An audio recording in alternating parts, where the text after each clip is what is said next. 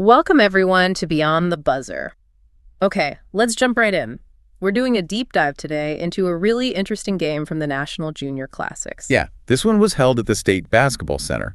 We're looking specifically at the under-12 Girls Grand Final. That's right, Casey a little versus while we Frankston. got yet. And what we really want to do is get past just the scoreline and, understand what actually decided this championship. Absolutely. And I think the first thing that kind of jumps out is just how different the start was for both teams. Totally. Casey, they came out firing, really looked focused from the get-go. While Frankston, well, it seemed like they had a tougher time settling in, finding their rhythm early on. You really see that in the first quarter action. Casey got going almost immediately. Blaise Squires hits an early three-pointer. Which is a big statement in an under-12 final, right? Definitely. But it wasn't just outside shooting. She was driving hard, too, and Madison Duke chipped in with a nice bucket inside. They had variety. Exactly. And on the other side, Frankston, well, they just couldn't seem to counter that initial push. Their only score from the field in the whole quarter was Natalie Cavalusi. Wow, just one field goal. Shows how tight Casey's defense was playing. Yeah, so by the end of the first, it's Casey 13, Frankston 4. That's a solid lead right out of the gate. Okay, so moving into the second quarter, this is where Blaise Squires really seemed to take over for Casey. Oh, absolutely. She had this incredible stretch, scored 5 straight times for them. And it wasn't just one way, was it? She was getting to the rim, drawing fouls, getting free throws. And even hit a floater. Just like a complete offensive package on display. Pretty impressive. Elise Ross got a nice finish in there for Casey, too. Right. Frankston did show a bit more life offensively. Zara, Guthrie, and Ray managed to get to the free throw line. So they were starting to attack more. Yeah, trying to be more aggressive, it seems like. But Casey's lead, it just kept growing. Halftime score was Casey 26, Frankston 8.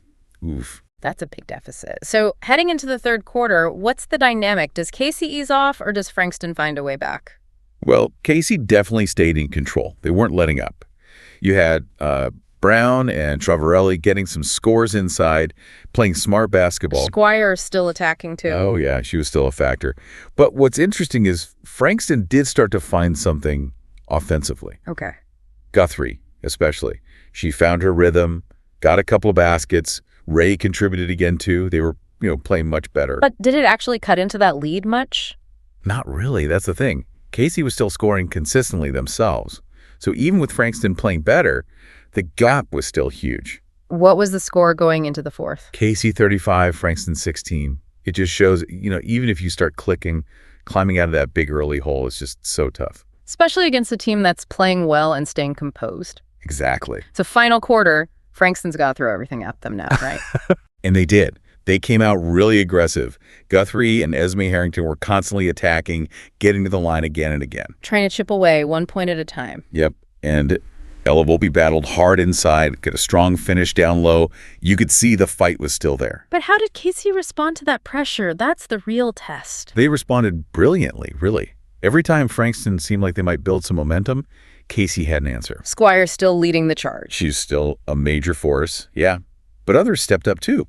Philippa Biorci hit a really key bucket, kind of stopped any potential Frankston run in its tracks. A clutch play. And then Kadence Brown, who'd been solid inside all game, she basically sealed it with a late score. Yeah. Just shut the door completely. So the final score ends up Casey 44, Frankston 29. When you look back, key players for Casey, obviously Squires was dominant. Led all scorers, got to the line, made plays everywhere. But you're right, Brown was big inside, especially late. And Biorci made smart plays and finished well. And for Frankston, even in the loss, you got to mention Zara Guthrie. Absolutely. She really led that second half push, showed fantastic effort. Esmee Harrington was steady from the line, kept the pressure on. And Ella Volpe fought hard inside, too. They definitely didn't give up. No, they battled right to the end, especially those last 2 quarters. Played much stronger. So when you boil it down, what's the main takeaway from this final? For me, it's about how crucial that start was. Casey came out with maturity, built that lead, and then showed real composure to handle Frankston's fight back. It was a true team win, but clearly led by Squires' performance. Yeah, and Frankston showed a ton of grit, especially later on. But that early execution, maybe just settling down quicker, that's what they probably needed. The early deficit was just too much in the end. All right, that wraps up our deep dive into the Under-12 Girls Grand Final between Casey and Frankston. Thanks for tuning in. Yeah, great game to break down. And it leaves us with this question for you to think about. When your team is rolling and builds a big lead, like Casey did here, how do you balance staying aggressive with maintaining control and not letting the opponent back in? Something to ponder.